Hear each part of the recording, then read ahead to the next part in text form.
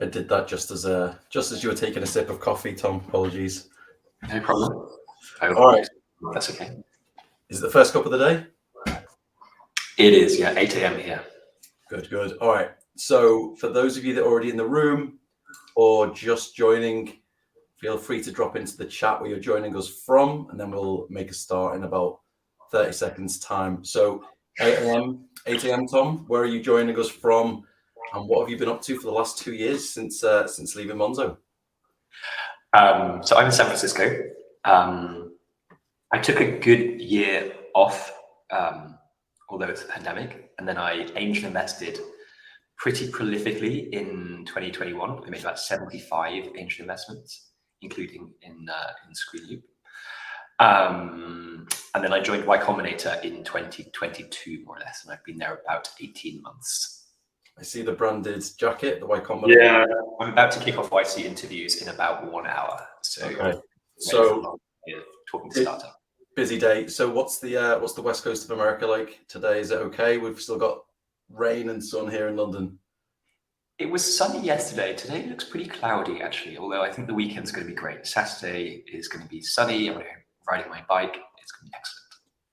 Nice. All right, so we've got a lot of people in from. I saw the registration page yesterday, and there is a lot of different countries in. I think we had something like 20 to 30 countries in the registration page, but we've got a lot in here. We've got Vienna, Wales, Buenos Aires, Munich. I'm actually in Munich this weekend.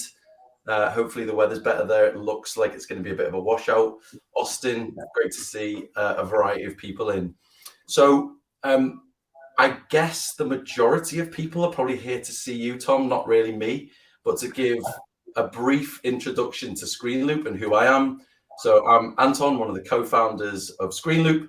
Screenloop is essentially an end-to-end talent solution. So whether your candidates have just applied for a role, we help them through the entire process. So we help them with having better interview experiences, give them a voice, bring data to the interviews, right the way through into background checks, references, interview training, and then into their employment within your business. So if you want to check out more about us, feel free to either go to our website or I'll drop in my LinkedIn. Feel free to connect with me and give me a shout.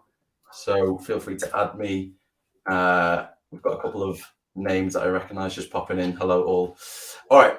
So this is a lot about your experience with hiring and hiring high performance teams, but I usually kick these off with one of your most memorable interview moments. So when you were a candidate, going all the way back, I'm guessing pre-Go Cardless days, is there a key moment that stands out to you? It can be funny, miserable, dreadful, whatever it may be, but are there any early Tom Blomfield memories of interviews that you'd like to share with us?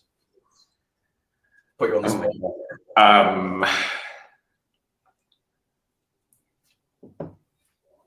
Gosh, what a question. I remember my Oxford interview very, very vividly. I was applying for law and I had never read any law like textbooks. My school didn't offer any prep.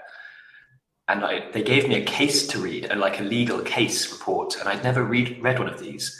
And I didn't know there were 5 different judges all writing their own opinion. And so I had half an hour to prep, and I went into the interview and it was like this whole, I missed the fact that there were 5 separate opinions and couldn't understand why this case report was just contradicting itself constantly. It was like the most painful interview I'd ever been in, but it worked out. I got in. Yeah. And that's probably very well, right?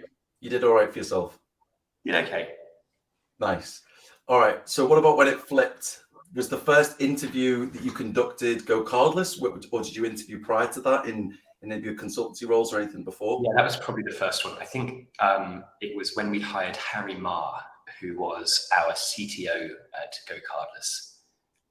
We probably interviewed him. No, even before that, we hired like 6 interns in the first 3 months of Go Cardless because we had no idea what we were doing. We thought it would be fun to manage a little team. So we went back to Oxford for the sort of Easter vacation and interviewed a bunch of computer science undergrads. I had no idea what we were doing. It was absolute carnage.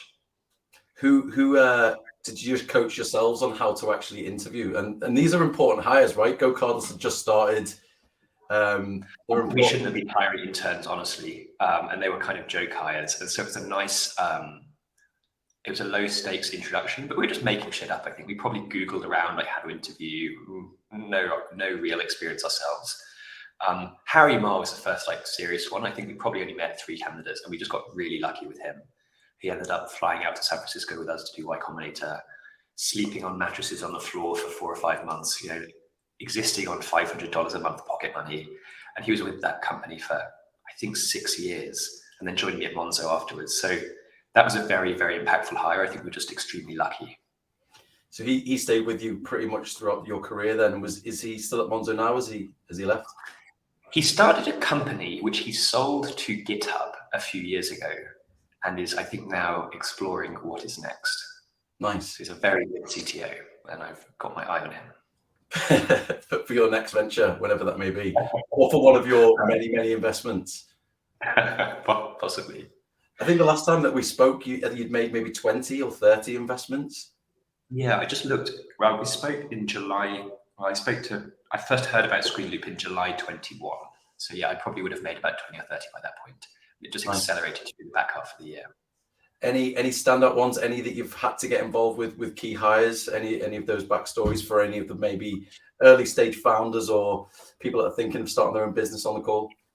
Yeah, quite a lot. So I introduced a few of a good friend joined Instant. So Instant.io, 3 ex-Monzo people, and one of their early hires was a good friend of mine. So I introduced her. And I'm on a couple of boards, and very often I'll join the interview process for like COO hire or chief compliance officer or whatever, or new board members. So still doing a lot of hiring interviews, but the bulk of my job right now with Y Combinator is actually interviewing founders. So the process to get into YC is, you fill in a form, record a video, and then the core is a 10-minute interview. So in 10 minutes, we're trying to judge whether to give you $500,000 or not. And that's it, really. It's at the end of the 10 minutes, we meet for 10 seconds and say yes or no.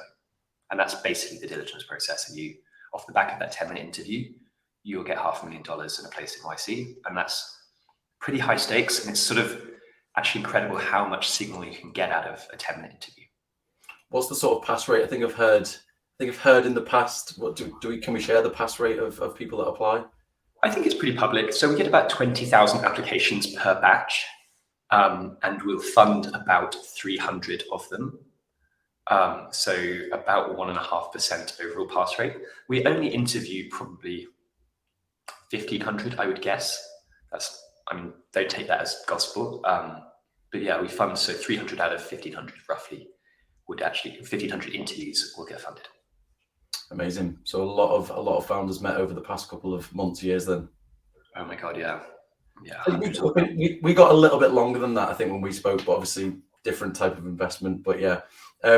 Just my money. I was much more nervous about giving you 20 grand of my money. Yeah, in 10 minutes, it's probably a longer conversation than that. Someone just shared in the chat that apparently Hiroki was part of that story from YC as well. We've also got more people joining in. All right, so I think your story of when you first started Monzo is quite public. The gym bar, I forget the name.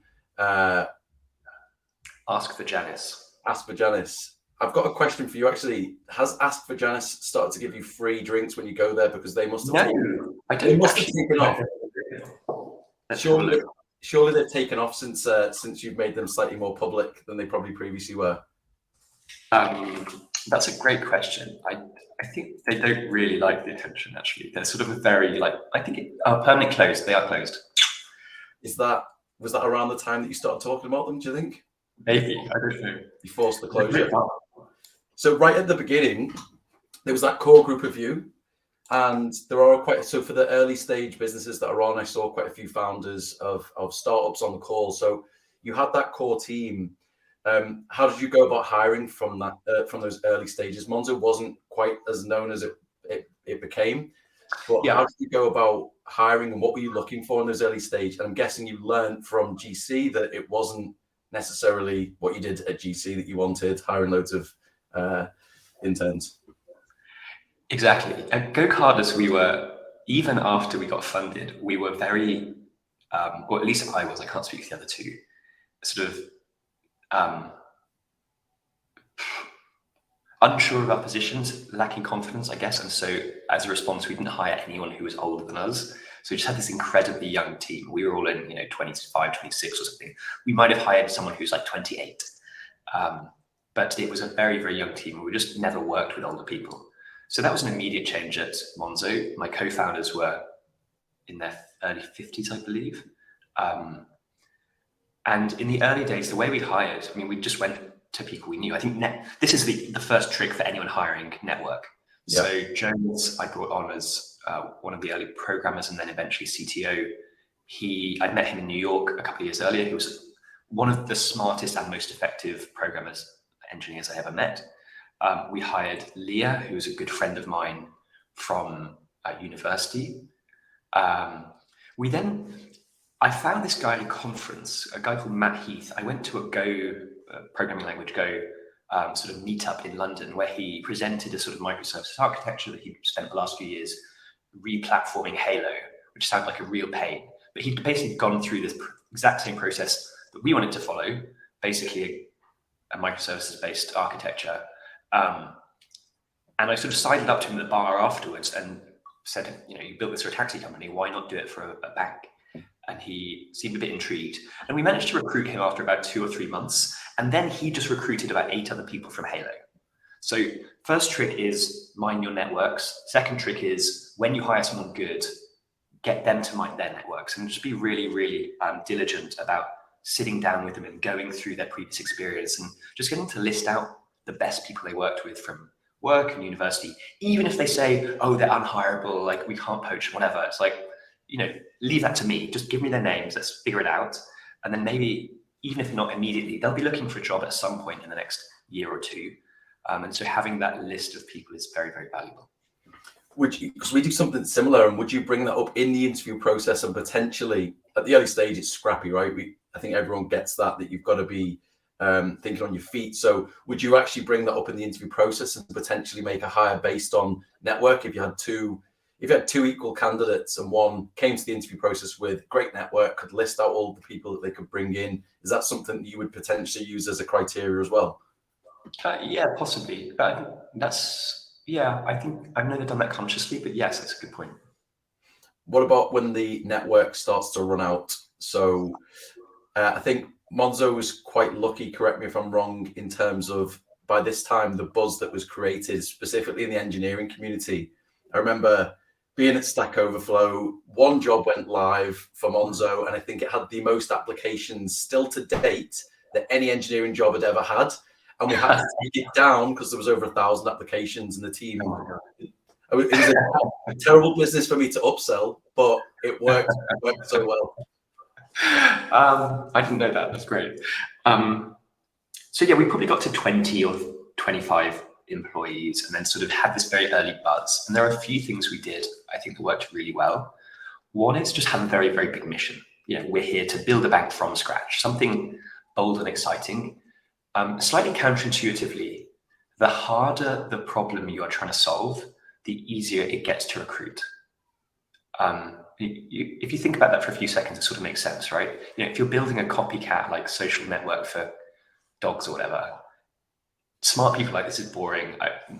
Other smart people are going to work here. Whereas if you say, look, we're building self-driving cars or a bank from scratch or a cure for cancer, whatever it is, smart people will look at that and go, that seems fucking hard. And I bet there are a bunch of other smart people working there as well. Yeah. Ultimately, smart people want to work with other smart people. And so have a big mission is number one. Number two, we did a lot of stuff like we did hackathons. We were especially trying to hire engineers. So we basically built an API even before we had Card live. And we hosted a bunch of hackathons, wrote blog posts about them, and got kind of the developer community excited. The third thing we did, which worked really, really well, was very sneaky, was that you may remember if you're in London in 2015 or 16, we had this hot roll card. We had a big waiting list to get the cards, and people were really trying to find ways to get access.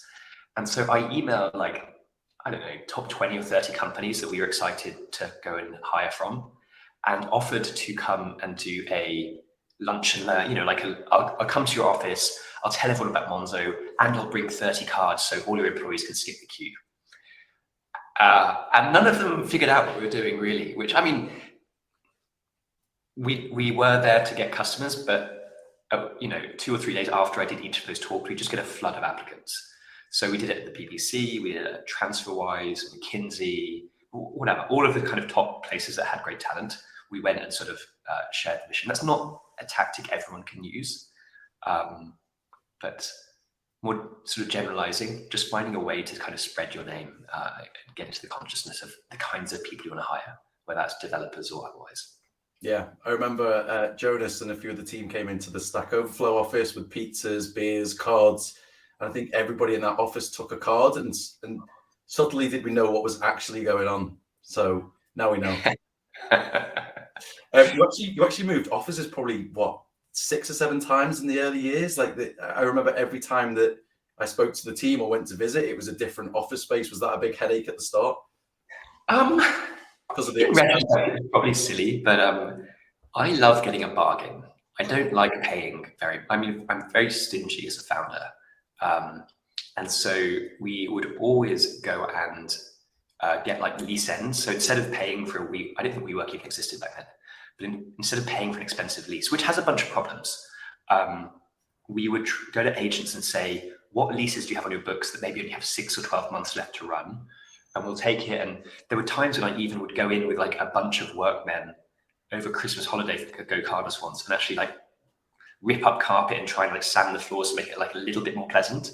But we end up, if anyone came to that office in Finsbury Square back in the day, kind of 2012, we had such a massive space. We sublet it to a bunch of other startups and actually made a profit on the office because the rent was so low. We'd get cheap furniture we got a pool table for free from a development agency. So that's one of the reasons we moved office so often, is because we get these like lease ends. But the second reason was we were growing so quickly, we would just run out of space. And so actually having these 6 to 12 month short leases really, really suited us because we had no idea what our headcount was going to be. So we grew from like 25 to 60 and probably the next place, then 120, then like 400. And then we had multiple offices around the world.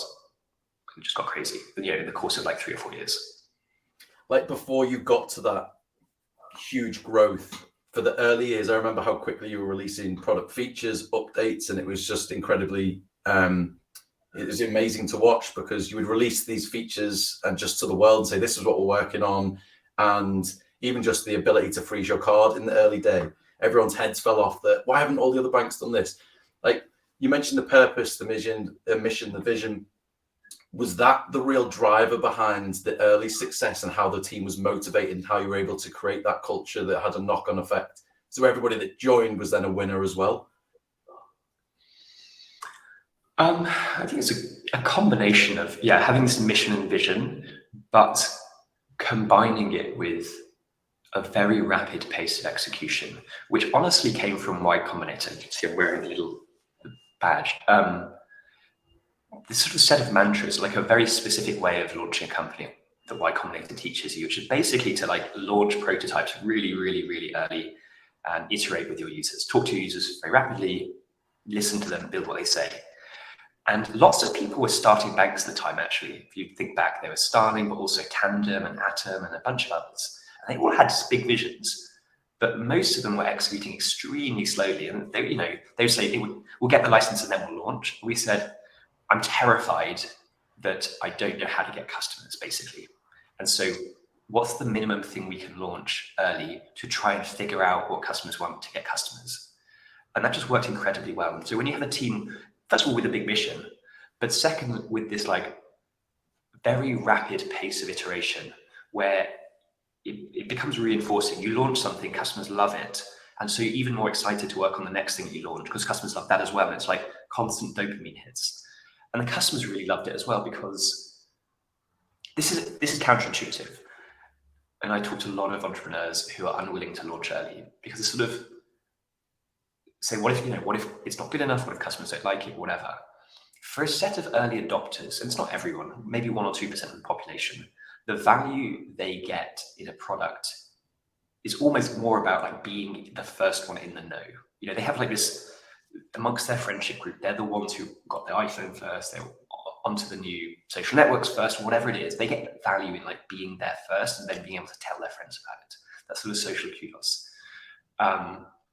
And they were very, very happy that we let them on early to a product that was so scarce. And we told them it was broken, basically. Like the list of things it did not do was longer than the list of things it did do, genuinely. But we asked for their help to improve it. And therefore, when they found a bug, instead of going like, oh, this bank sucks, it's like, cool, I found something. I can go and talk to the team. I'll tell them about it. And then like 2 days later, we'd fix it. And their heads would blow up. You're like, how is this possible that you can like fix these bugs really, really so quickly? And that cycle just becomes reinforcing and very, very addictive. Do you think you can have that same sort of closeness and partnership with customers in the later stages? So when, 2 years ago, at the time you were about to leave, was it quite as easy as that, or did you find it much more simple in the early days? I think it's easier in the early days and it takes a lot more effort as a big company, especially as a regulated bank. I think the regulatory oversight made that kind of responsiveness very, very, very hard later on.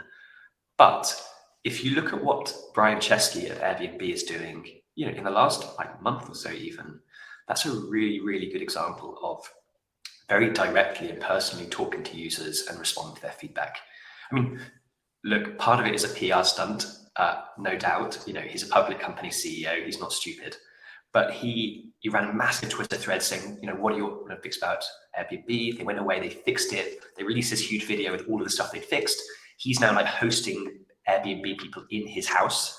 One of his, a room in his house genuinely is for people to book on Airbnb. Of course, there are a bunch of camera people taking pictures of you for the PR. Yeah. But yeah, I think Airbnb is a good example of doing that really well now. Yeah, that's a great point, because from the early days, they were one of the first to do that really well. But yeah, it's great to see that they continue to do it, even in today's world where they've got thousands of employees and hundreds of thousands of millions of customers. Yep. Much more difficult. All right, so there was a question. I'm guessing the answer to this is yes. Have you ever had to let anyone go that you hired from your network? I'm guessing there's plenty of those over the years. I can't even remember. I would rephrase it slightly. I have had to fire very, very good friends. And often I hire them. I can't remember if they're long-term friends from my network. Yeah, no, even yes. Yes, I have. And worse than that, people I've hired and just got very, very close to and then fired. And it's been, in the moment, it was extremely tough, extremely emotional. And occasionally we fell out, but overwhelmingly we remained very, very good friends. I went to the weddings of 2 people I fired. Because there's 1 to 2% of firings is egregious bad behavior. You're an absolute dickhead and you really should never work anywhere again. But that's 1 or 2%. Mostly it's unless you're hiring absolute morons, which I hope no one here is, it's you just weren't this company is not a good fit for what you need right now. You are smart and hardworking, but it's just not a good fit. Yeah. And actually, you're not doing yourself or us any favors being here. And if you leave, you will do better. And genuinely. And then you say that as a platitude in the early days as a young founder, and you don't really believe it or know it's true, but I've been through this. So I will give you specific examples. We fired a friend, a good friend of mine from Group of the dating site I worked at. I was there in the interview. It was very emotional. He went to Stripe as an early employee, was there for 7 years, has done incredibly well. That's worked out great. Another person at Grouper basically was let go, went to Google Brain, then OpenAI as an early employee at OpenAI, and now founded Anthropic. And that guys are worth hundreds of millions. It genuinely does. Not always, but firing people mostly is not the 1 or 2%, just they're totally incompetent. It's much more often that it's just the place the company is and what it needs is not a good fit with the employee. And figuring that out early and making the split quickly and cleanly will enable them to go and get great jobs elsewhere and be much happier. And I have seen it over and over again. Have you seen the flip side of that? So where potentially the impact on the team as well, so where businesses haven't moved people on as quickly as they needed to, and then also for those that you moved on, the team that remained, any negative impact or any positive impact that you've seen? Mostly it's just this big sigh of relief. Like, oh my God, why did it take you so long to realize? You know what I mean? Most of the time the team's like, it's obvious this person is useless, especially if they're in a leadership position. And it's like when you worry so much, people are going to be upset. You finally get onto like firing the person. And it's like this collective, like, phew, you finally did it. And actually very, very often you see the team moves faster. Actually, they're not caught up in the continual micromanagement or dumb debates about what to do. It's just like we've all known what to do, just this person was getting in the way. Yeah. That's very, very common, honestly. And often the relief in the individual as well. So the person that you've had to have that tough conversation with, they get to the end of that conversation and it's just like a weight's been lifted off their shoulders because potentially they've been underperforming, they've been waiting for this moment, they don't really want to make the call themselves. Did the purpose, mission, the vision change at Monzo over the years? So now we're getting into sort of the mid stages and the latter stages where, did it change, and how did you deliver that to the team? How did you keep people motivated? Because the early stage, everyone's super excited. Then maybe things that have been shipped haven't been used, and then the morale may drop slightly. Was there any moments like that happened? Or was it just COVID was very hard in redundancies, but before that, not really. The mission was very, very strong throughout, and we didn't really talk, or rather we didn't write it down for the first 2 or 3 years. And then we went through this exercise that I was like medium skeptical about to actually write it down. And it was very valuable. And so the Monzo mission, which has not changed, is Monzo makes money work for everyone, which I really like. Sort of about inclusivity and being on the side of the customer and like making this a bank that actually makes money work for normal people. With a huge ambition to grow very, very big. And I don't think either of those things have changed at all. Certainly morale took a big hit through leading up to COVID, and especially like through COVID and through the redundancies.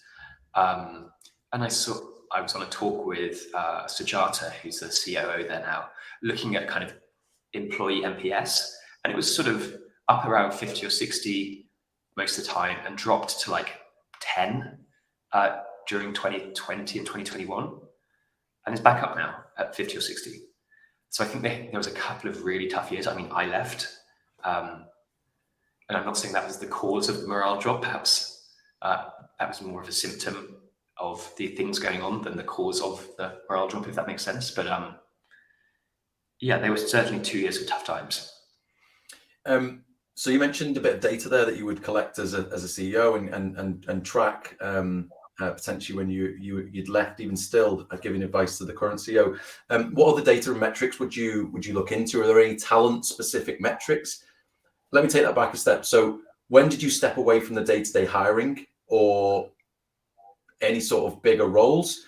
And then what data and metrics would you ask of from your team to report back to you that maybe you needed to keep an eye on what was going on at the front end of the business? Yeah, Jonas and I in particular were involved in the first 400 hires at least. And after that, Jonas was then involved in basically every engineering hire, and I was involved in every like this kind of director and above senior hire, so director, VP, C-level. We had our customer service team was like 2,000 people, so pretty quickly we were not involved in hiring the frontline customer service, but remained very, very involved in engineering, design, product, and all of the kind of business roles.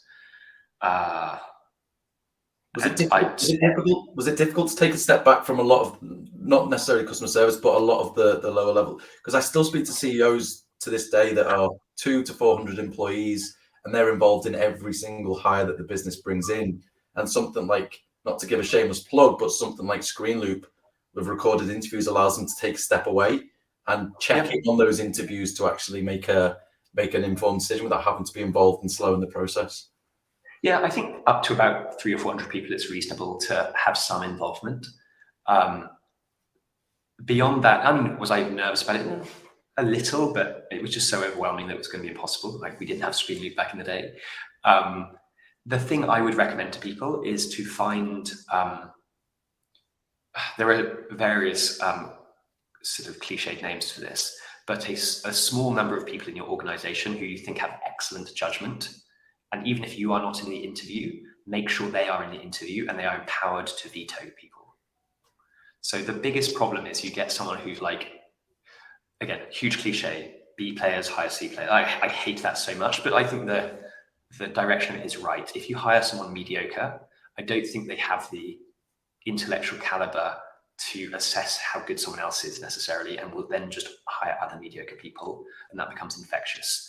So pick your best, most like in-tuned people who have really good judgment, and just like make them the final step, and like really, really insist that they veto in cases where they have doubts about people.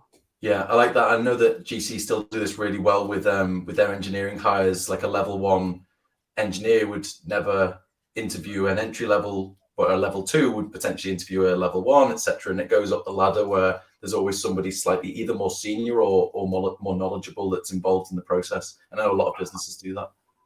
I wouldn't even. I mean, there are just like some, whatever, pick an arbitrary level. Some level 6s, great at their job, terrible interviewers. You know what I mean? They're just like not good judges of people necessarily. And you should like figure out who in your company is actually got a good read on people and who is not.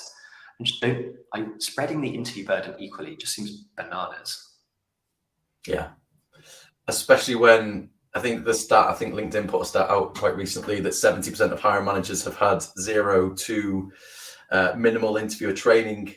It's probably like the early days of Go Cardless and me back at my first interview ever. I just had a piece of paper with some questions on, chucked into a room and told to just figure it out. But yeah, it's definitely worth having those more people that you trust more in there.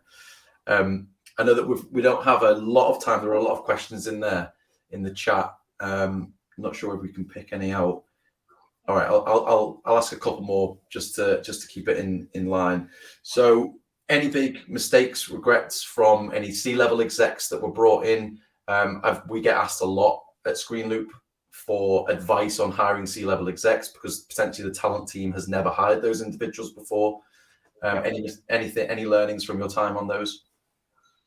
Yeah, it's very, very different from hiring an individual contributor.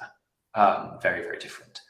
So we get big enough and you just have, first of all, a person who is your executive recruiter, and then a team which is your executive recruiter, and they just act differently to the broader hiring team. First of all, if I could go back in time, I would just tell myself to pay way more.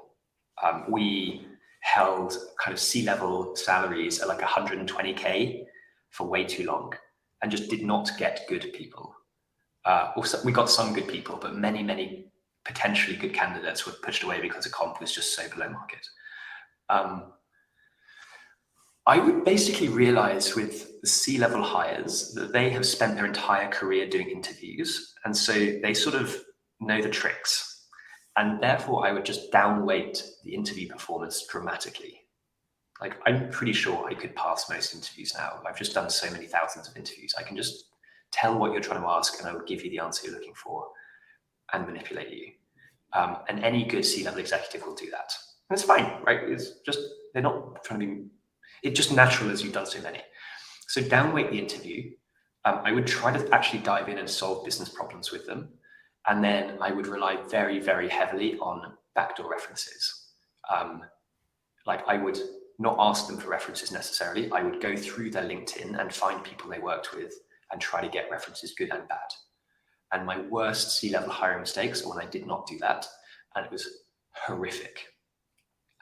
So good backdoor references, I think, are very, very, very useful. And investors can help you with that as well. Yeah. Use that network again, just not only to find good people, but also help you avoid those potential bad hires. Because someone can look great on paper, but when you actually get to know them and know the businesses that they've worked out, different story. Oh my God, yeah. And I've had this one exec who I will not name, was horrendous from day one. We eventually got rid of them. And then at an event about a year later, this ashen-faced CEO sort of came up to me and was like, "Did you work with this person?" And I was like, "Oh no, you didn't do references either, did you?" Horrible. Let's jump to some of these questions. There's about 10 or 15 in here now, and appreciate all the questions, everybody, but we probably won't have a chance to get through all of them. I'll try and pick out one or two from there. So the company culture one's come up a few times. Is there a top one or two things to focus on to maintain a strong and positive culture once you start scaling? We touched on it briefly, but any other takeaways, one or two things that you would focus on to maintain that? Yeah. So culture's interesting. I think you need to agree internally what you want your culture to be. And like realistically, you know, everyone has these platitudes that are mostly just not true. And so try and describe your company with words that you couldn't use to describe other companies, to really define what actually your culture is. I don't think there's any one good culture or any bad culture. I mean, there are examples of good cultures and bad cultures, but it's not like the singular definition. You've got to figure out what the definition is for yourself. And then you've got to test for it in the interview. The way you think and behave, does that align with our culture? Who was it that was involved in the creating that narrative of what the culture was in the first place? Was it the wider team? Was it the core founders? How did that look? We were probably about 100 people, and it was an exercise we did over about a week or two, and we iterated on it a little bit, sort of writing down values. But it was pretty clear from the very, very early days. For example, like transparency was a big part. You can't just pick shit that everyone says. That's not, it's just like describing organizations. So for example, extreme transparency is a Monzo cultural value that looks very, very odd in banks. You know, people come from banks and regulated industries. It's like, what? I can read your board decks and all the financials and everything. And you're like, yeah, cool. Like, it's just the things that are weirder are more useful in actually defining your culture than just giving platitudes. And so transparency was something we were very, very big on very, very early, to like an extreme extent. Another was, this one is dangerous because everyone says it, but just like actually making like customer obsession, making everyone be as connected to customers as possible. And the trick was like, we just made everyone do customer service for a day a month. I mean, I don't think that's as good because it's so common now that most companies do it. But as an example, if you look at the Revolut culture versus the Monzo culture, they're very different. Very, very, very different. They're both big companies, but you attract very different types of people. You need to test for that during interviews. And so I'll try not to be too rude about the Revolut culture, but like investment banking circa 2007 is what you will get at Revolut. Like, hyper aggressive, eat what you kill. Monzo is, for good and bad, much cuddlier, like much more inclusive, possibly not as demanding of high performance all the time, which is the bad part, but much more supportive and human. So anyway, you test for that during an interview, and you pick your kind of culture carriers who you think really like are in tune to this. So Leah was a really good person for this in the early days, just incredibly high EQ and could kind of get a read on people. It's also great, especially for senior hires, getting them to be at least chat to junior people, sometimes even interviewed by junior people. And so these senior people put on a really good act when they're interviewing with a CEO, but you know, some junior operation person comes to chat with them and they're incredibly dismissive. It's like, what and what, you've just failed the interview. Like, that's such an obvious trick.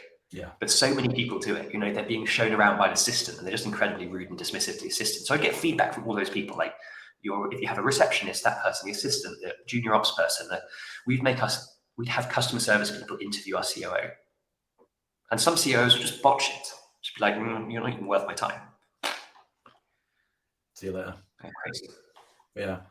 I remember a lady came into the Stack Overflow once, and it was a lunchtime interview, sitting down for lunch at 12 o'clock on a Wednesday afternoon, and the beer fridge was just there. She took 2 beers out, sat down and started drinking the beers because it was a low-level team that were all being a little bit leery, and that wasn't a good move at midday on a Wednesday. Oh my God. All right, let's see what else we've got. We've only got maybe 4 minutes left. So which parameters determine what is a bad fit, apart from fitting to company culture and having the qualifications and a startup mindset. So take culture out of things. Was there any no-goes that you would potentially dismiss candidates for? Okay, so if they're culturally aligned, you think they're a great culture fit, then it's mostly about capability and work ethic. You know, are they smart enough to do the job? Do they have the skills and experience, whatever that is? Very different from a customer service person to an iOS engineer, for example. And then are they willing and capable of working as hard as you want them to? And again, you should define that. Some companies are very happy working 35 hours a week. Others want to work 70 or 80 hours a week. You should figure what that, set your expectations, like agree that internally, and then test for it during the interview. And yeah, I mean, I'm not saying one's good or one's bad, but genuinely some people want to work 35 hours a week. And I know genuinely other, like at Monzo, we probably work more like 60 or 70 hours a week for the first 2 or 3 years. Yeah. And that's what we hired for. There's been a lot of talk recently about sending interview questions in advance to candidates, and one of the questions is, do you have any experience with that? It's more of it's been circulating a little bit recently. Can't remember the business that it was. If the person asked the question, you can drop that in, it'd be appreciated. But sending the questions in advance, allowing them to prepare for them. Any thoughts on that? This is a really interesting one because I think it goes to like a slightly deeper point, which is about culture and fit and diversity. So first of all, I would always try and do a take-home component of the interview, like something that mirrors the work they're going to be doing as closely as possible. So for an engineer, get them to write some code. It should take 2 or 3 hours. You should bring it back in. You should assess it with them or do it over Zoom. Or if it's a customer service person, get them to write some email responses to pretty simple stuff. But there should be a take-home component they can do in their own time without the time pressure. I think that's one of the most valuable parts of an interview. This like thinking under pressure, I think, is a really interesting point. So my personality, and most of the Monzo early team, but not all, was very willing to debate and argue in person under intense pressure. And that is the way I think and communicate best, I think. You can get a lot done. But there are some people, our CFO, for example, was one of these, who just do not react well to that pressure. And they want to be able to go away and check all their numbers 3 times and come back and go, I'm sure these are right now. But if you put them on the spot and say, I remember this so vividly, I was in an investor meeting with him, what's the cost of onboarding a customer basically overall? And within that, what's the component of card printing and delivery? I still know those numbers now. It's £4.50 overall. Card is £2.40, and that's about £1 for the card and 40 pence for the postage. And my brain just works like that. And he was just like, oh, I don't want to give you numbers now because they might be wrong. I'll go and check. And I was just like, so that's tricky for me. Like, I personally prefer working with teams who can think quickly on their feet and debate and get to a faster answer.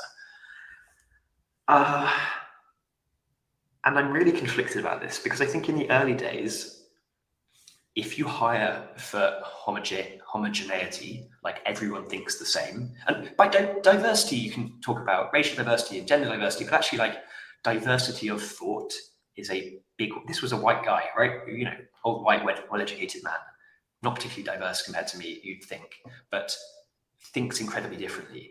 In the early days, having homogeneity of like work style and thought process means you go 1,000,000 miles an hour.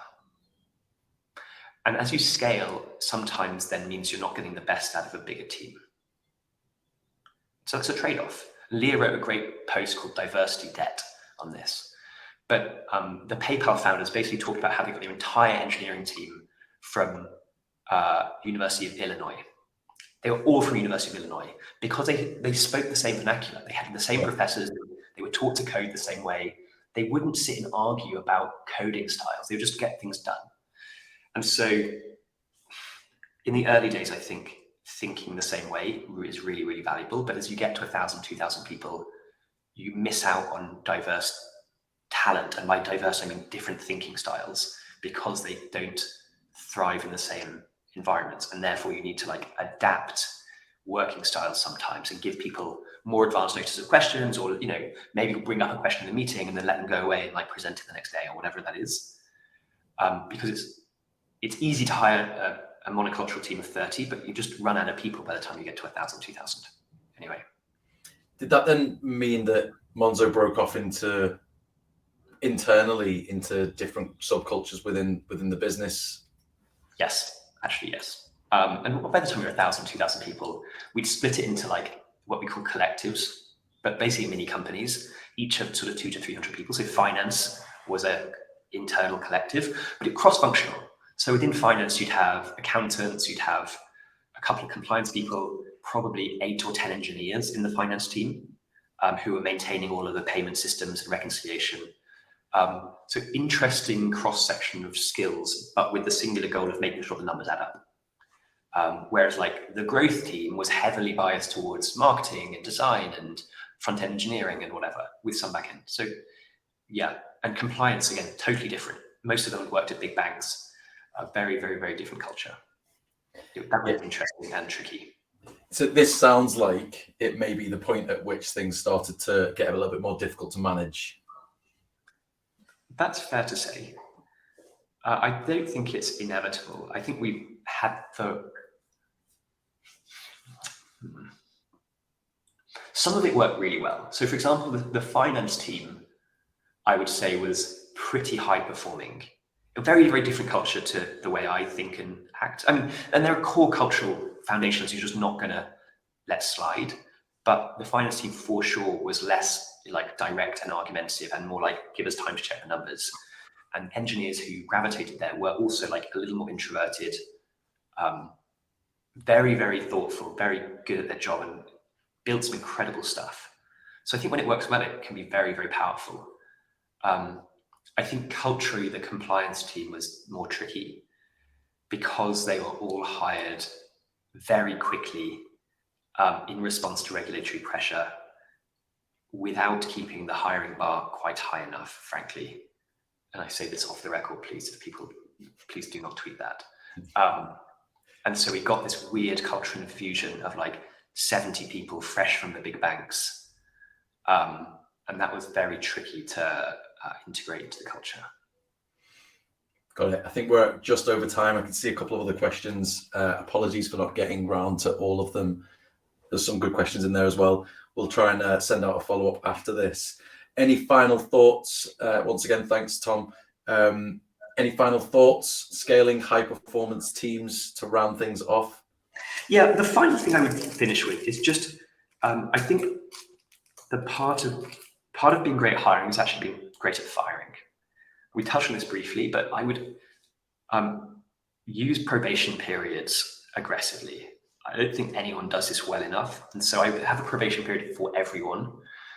And I would make, for the sake of argument, let's call it 3 months. So you're on probation for 3 months. And by the way, the law on firing someone during probation or after probation for the first 2 years in the UK is basically identical. So it doesn't actually matter. What matters is that after 3 months, you proactively pass or fail probation. Like if you cannot be bothered to write a paragraph, write down somewhere in your HR system, 1 paragraph on why this person is good at their job and should continue, then by default, you should fire them. Like actually sit and proactively think about it. And that would minimize many of your hiring mistakes, I would argue. Anyway, but other than that, good luck. And let me know if you have any questions. I'm happy to chat with anyone if they would like. It's tomblomfield@gmail.com. Amazing. Thank you again, Tom. And thanks for all the questions, everyone. And we'll speak again soon. Cheers. Take care. Bye.